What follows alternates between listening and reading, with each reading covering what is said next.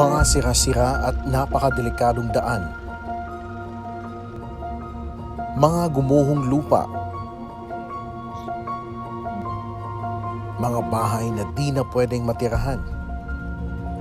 Mga negosyo at kabuhayang nawala. Mga simbahang nasira at mga buhay na nawala. Yan ang iniwan ng napakalakas na magnitude 7.8 na lindol noong June 8, 2026 sa Southern Mindanao. Lubos na naapektuhan dito ang probinsya ng Sarangani.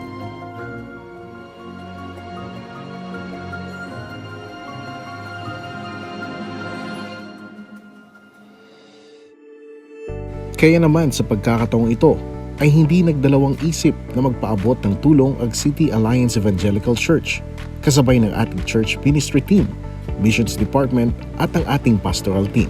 Maaga pa lang ng Huwebes ay naghanda na ang buong team para sa aming mahabang biyahe patungong Glan Sarangani. Unang pupuntahan namin ay ang Lower Pagang Alliance Church at Upper Cablalan Alliance Church. Thank God dahil maganda ang panahon nung kami ay bumiyahe. Along the highway na rin kami sa Alabel kumain ng aming pananghalian. Salamat sa lahat ng sponsor sa aming lunch.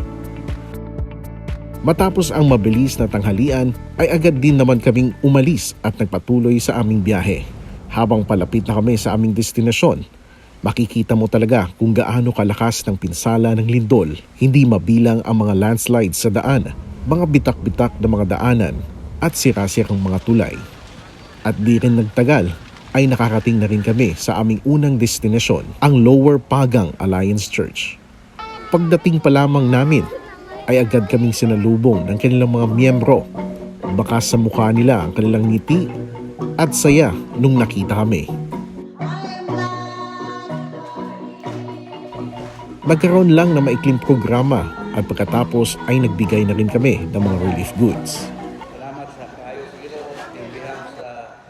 Sarangani District, Malikpayo, napasalamaton kami nag-abi-abi, di lang nag-abi-abi, kundi thank you very much sa inyong effort, di lang sa effort, finances, etc. Kakakoy, Risgo, tanan. Pinagi sa kawit.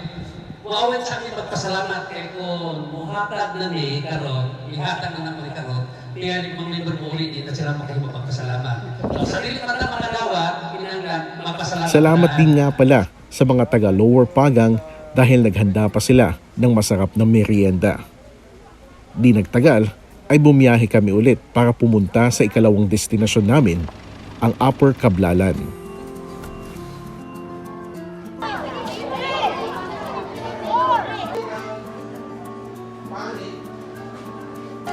Unsay maingon nimo? Thank you. Lubos naman ang pasasalamat ng kanilang pastor na si Pastor Frederick Liera.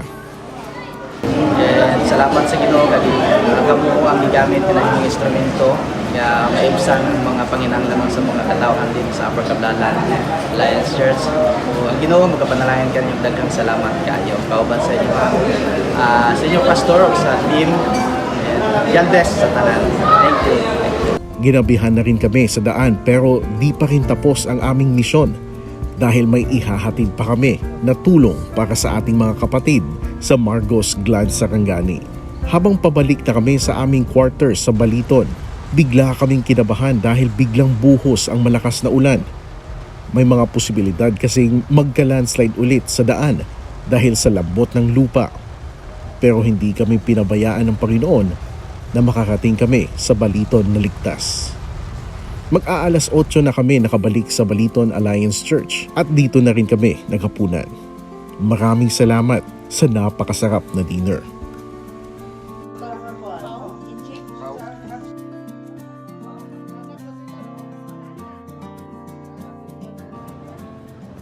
Day 2 na ng ating relief mission. Pauwi na kami pero napagkasunduan ng lahat na balikan namin ang Margos at tingnan ang naging pinsala ng lindol. Dito yung tinatawag nilang seawall sa Glan Sarangani. Sa Margos, no? Margos na ito. Margos, Glan Sarangani. So malayo talaga yung dagat. Puro bato na yan nandyan. Corals na. Tinungo rin natin ang Big Margos Alliance Church. Sinabi kasi nila na totally damaged ang simbahan. Makikita mo talaga kung gaano ka-damage ng kanilang simbahan. Ang natitira na lang dito ang fasad. Sa pagkakataon din yun, ay nakilala din namin si Pastora Susan Alvarez. Malaking pasasalamat din ni Pastora na nagkakating kami at nakapag-abot din kami ng maliit na tulong pinansyal sa kanya.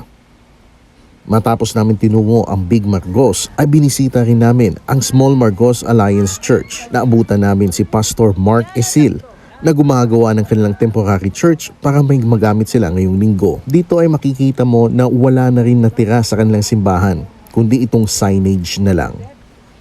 Ito din ang simbahan na matapos yanigin ng lindol ay nagupit naman sila ng nakalipas na bagyo at binaha. Oh, lisod kayo. Dagan. Katong gipunduhan nato dito nga tong sa may bumba dito may nalagpot. Kay kung diri man ni dagan na to, tabunan mi duha mi. Kay di naman kakadagan, di ka katindog. Akong tuhod puro na sa mat, pugong ako sa bata nya. Nailubi. Hapit mi na hulgan og lubi. Kay ganitong lubi lang dito, kaning isa ka bulik nga puro laya. Nahulog kita dito. Wala siya nahulog. Kato lang gyud nga time wala siya nahulog. Pero kanang lubi ana, dali na siya mahulog. Pero kato lang nga time nga linog wala gyud siya nahulog. Gisave yun kay kung kato nahulog patay mi duha. Kay nakahigda naman mi kay pag umas linog, mura ko gi lambas sa yuta. Di ka dalagan. Di ka kadagan. Di ka kadagan. Saka kusog niya sa impact. Despite sa mga nangyari, patuloy pa rin lumalaban at nananalig pa rin sa Panginoon ang mga miyembro ng Small Margos Church. Kami nagpasalamat og dako sa inyong ang effort nga inyo kami giadto dinhi sa amo ang simbahan, Baliton Alliance Church, Baliton Glan sa Gani Province. Daghang salamat at Cotabato City Alliance Evangelical Church. Salamat sa time you spend with us. Isang dili kayo task Jud, pero we take it really as a blessing.